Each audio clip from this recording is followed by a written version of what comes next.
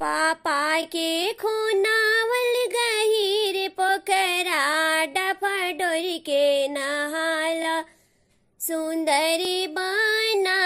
डफा डोर के नहाला चाचा के खूनावल गहीर पोखरा डफा डोर के नहाला सुंदरी बना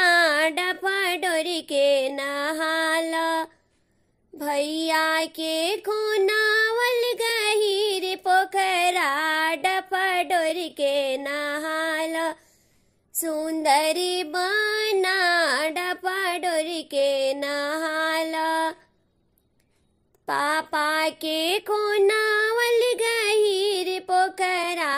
डफा डोर के नहाला सुंदरी बना डफा डोर के नहाला बुआ के खूनावल गहीर पोखरा डफा डोर के नहाला सुंदरी बना डफा डोर के नहाला दीदी के खूनावल गहीर पोखरा